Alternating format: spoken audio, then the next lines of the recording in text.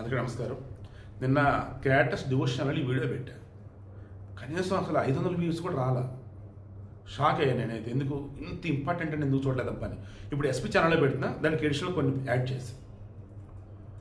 ధర్మారెడ్డి ఎవరు టీటీడీగా చేసినటువంటి వ్యక్తి ఈరోజు ఎప్పుడోగా మారిపోయి లడ్డు కల్తీ కేసుకు సంబంధించి నెయ్యి అన్నది ఏదైతే ఉందో నిజమే, మీ రిపోర్ట్లో వచ్చినట్టు అసలు నెయ్యే కాదు, అది పామాయిల్తో కలిపినటువంటి మోనోగ్లిజరైడ్స్, బీటా కెరటిన్, ఎస్టిక్ యాసిడ్, ఈస్టరు, ఆ తర్వాత వచ్చేసి ఆర్టిఫిషియల్ గీ నెయ్యి ఫ్లేవర్ ఉండేటువంటి కెమికల్. ఇవన్నీ ఈ అజయ్ కుమార్ సుగంధి అని చెప్పేసి ఢిల్లీ వీడు సౌత్ కొరియా నుంచి ఆ కెమికల్స్ ఇంపోర్ట్ చేసుకున్నాడు. వీడి నుంచి బోలేబాబా డైరీ వాళ్ళు తీసుకొని వాళ్ళు నెయ్యిని తయారు చేసినట్టు చేసి తిరుపతికి సప్లై చేశారు, తిరుమలకి.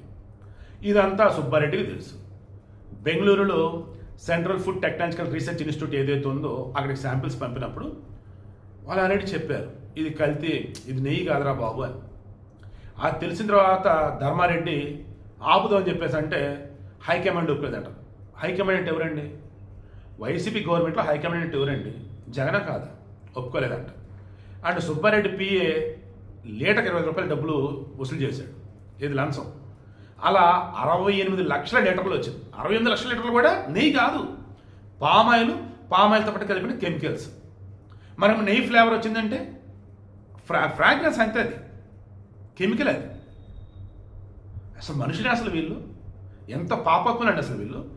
జగన్ మాజీ సీఎం కాబట్టి నేనేం అనలేకపోతున్నా, అదర్వైజ్ ఈ పాడికి నోట్లోంచి వచ్చాయి ఇంక ఒకటి. ధర్మారెడ్డి వయసు 60+ ఉంటాయి. ఏమి ఇది అసలు ఆయనకి మనిషిని అసలు? మళ్ళీ నేను మాలేసుకున్నా నేను స్వామి భక్తులని చెప్తాడా? ఈరోజు ఈవో ధర్మారెడ్డి అప్రూవ్గా మారిపోయాడండి. ఎందుకు ఇక జగన్ జీవితంలో సీఎం కాలేడు, నిజాలు చెప్పేశాడు. And Praveen Prakash retired IAS officer, అతను నిజాలు చెప్తున్నాడు. ఇక్కడ కూడా ఏం చెప్పాడు? హైకమాండ్. ఏంటి హైకమాండ్? నేను ఏ తప్పు చేయలా, కొన్ని తప్పక చేశా, అది కూడా హైకమాండ్ చెప్తే చేశా. ఏబి వెంకటేశ్వరరావుకి క్షమాపణ చెప్తున్నా, అలాగే జాస్తి కృష్ణకిషోర్ ఆయనకి క్షమాపణ చెప్తున్నా. ఎందుకంటే ఆ రోజు ఉన్నటువంటి గవర్నమెంట్ వాళ్ళు ఎలా చెప్తే అలా చేస్తే నా వల్ల వీళ్ళు బాధపడ్డారు, నివేదించా కాబట్టి అన్నాడు. అతను మారిపోయాడు. ఇప్పుడు నెమ్మదిగా అందరికి కూడా అర్థమవుతుంది జగన్మోహన్ రెడ్డి హయాంలో తప్పుడు పనులు చేసిన వాళ్ళు ఎవరైతే ఉన్నారో బయటకు వస్తున్నారు. ఏమని? తప్పు జరిగింది, ఆ రోజు హైకమాండ్ చెప్తే మేము చేసామని.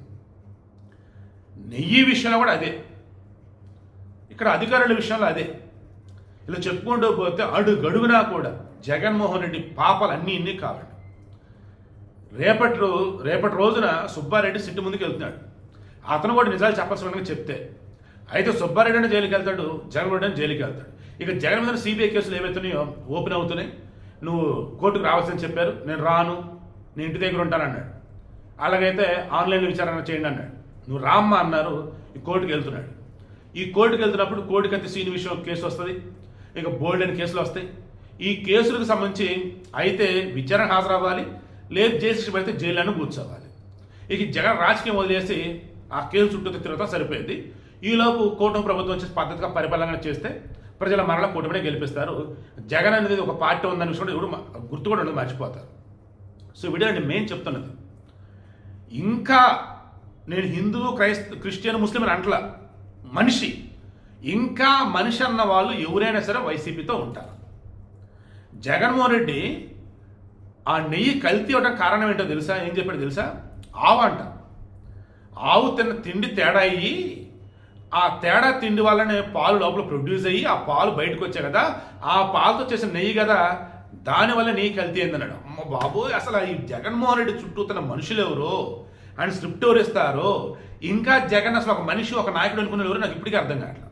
నేను మరలా చెప్తున్నా, డే వన్ నుంచి చెప్తా, మీరు వైసీపీ సైడ్ ఉండొద్దు అంతే, జై జగన్ అని అనొద్దు అంతే.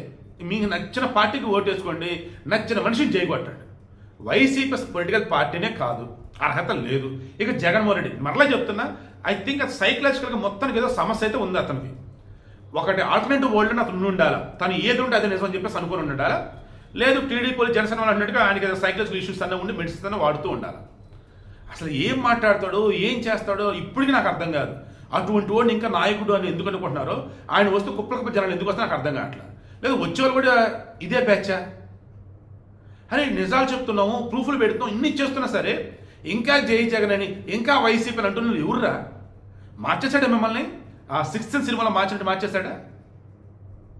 అందరూ అన్నం తింటారు, నేను దేశాన్ని తింటాను అని అమరేష్ పురి అన్నట్టు కొండవీడి దమలని ఏదో చెప్తారు. మీరు మనుషులు కాదు నా భక్తులు అంటాడు. ఆవిడ ఏం చెప్తా చేశాడు అప్పుడు. అదిగో అక్కడ వెళ్ళి దూకండి అంటాడు. దూకేస్తారు మొత్తం కింద నిప్పులు. అలా జగన్ చెప్తే వీళ్ళంతా మారిపోయారా? అలాగే ఉంది. లేదు చర్చిలో పాఠం చెప్తే వీళ్ళంతా మారిపోయారా? అలాగే ఉంది.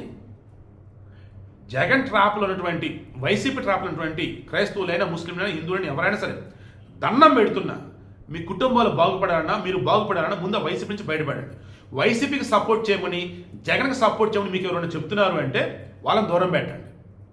మరలా చెప్తున్నా ఈవిడకి మెయిన్ ఇంటెన్షన్ కడుపుకు అన్నం తినే వాళ్ళు ఎవరైనా సరే వాళ్ళ దేవుడా మన దేవుడు అని ఆలోచించకుండా దేవుడు అన్న విషయంలో కూడా ఇంత దుర్మార్గమైన పని చేసినటువంటి వైసీపీని మీరు క్షమిస్తారో చెప్పండి. అసలు నెయ్యే లేదు, పామాయిల్తో కెమికల్స్ కలిపి నెయ్యి సప్లై చేశారు. ఈరోజు ధర్మారెడ్డే చెప్పాడు ఆ విషయం. ఎప్పుడుగా మారిపోయి ల్యాబ్ రిపోర్ట్లు అవే చెప్తున్నాయి, సిబిఐ రిపోర్ట్ అదే చెప్తుంది. మొత్తం కోర్టుకి ఇస్తూ పోతున్నారు. ఇప్పుడు ఇటువంటి రిపోర్టు ఏదైనా cow suffering from serious under feeding అంటే ఒక ఆవు సరిగ్గా తిండి తిననప్పుడు ఆ ఆవులో నుంచి పాలు తీసినప్పుడు కూడా ఇలాంటి రిజల్ట్సే వస్తాయంట.